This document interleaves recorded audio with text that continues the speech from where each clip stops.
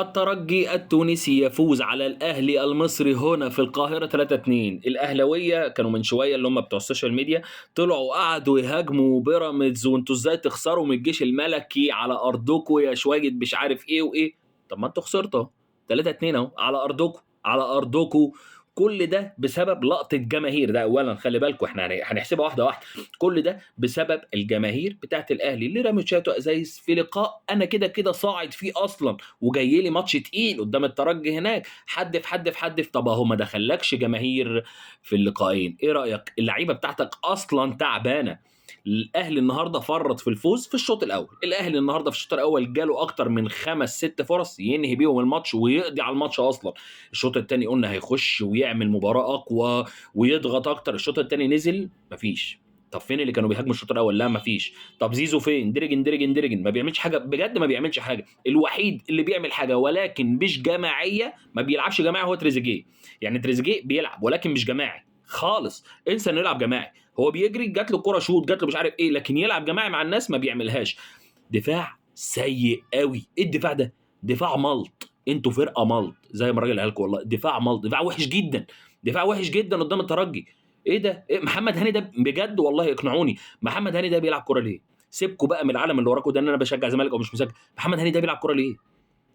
الراجل طالع معاه الكرة مرفوعة، الجون الثالث الكرة مرفوعة بيطلع معاه برجله. ما دماغك موجودة، بيرفع بيطلع معاه برجله. الراجل ده داخل حاططها بالجون، حاططها جون بدماغه. لا الاهلي سيء دفاعيا جدا. الاهلي ما بناش على الشوط الاول. الشوط الاول كان بامكانه يطلع بالنتيجة 3-4 مرتاح. دخل الشوط الثاني مفيش كورة، ما عنديش كورة، لا اقدم اي شيء. المدرب ما تزعلوش مني، العيب مش في المدرب. يعني عشان نبقى واضحين بقى ونتكلم بجد. سيبكوا بقى من تعليقه الشماعه. المدرب مدرب اولاني جه والتاني جه والتالت جه. هل العيب في المدرب؟ لا، العيب في اللعيبه اللي عندك. العيب في اللعيبه اللي عندك. اللعيبه اللي عندك ما عندهاش اللي تقدمه، ما عندهاش حاجه تقدمها. فما نقعدش نضحك على بعض. المدرب وحش، طب هيمشوا المدرب، ماشي ماشي، هيجيبوا مين؟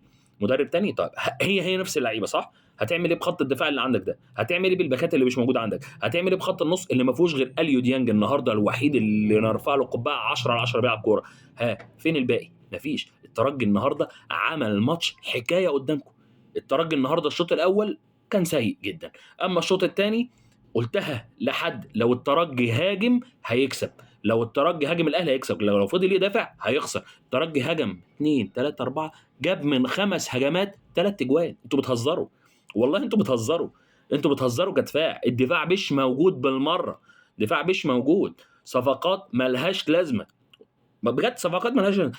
ايه الصفقات اللي نفعت الاهلي؟ زيزو ولا كانه في الارض بجد. يعني ايه مركزك يا زيزو في الارض؟ مش عارف. بن شرقي بتعمل ايه؟ يعني فين بن شرقي؟ فين بن شرقي؟ فين مفيش بن شرقي. امام عاشور النهارده سيء مش حلو. النهارده اللي كان في الارض اليو ديانج فقط فقط. ومصطفى شوبير الشوط الاولاني والشوط الثاني بصراحه شال كذا كوره، ولكن خلاص مفيش. بيتهاجم عليه بس، ما عندوش دفاع. ما عندوش دفاع.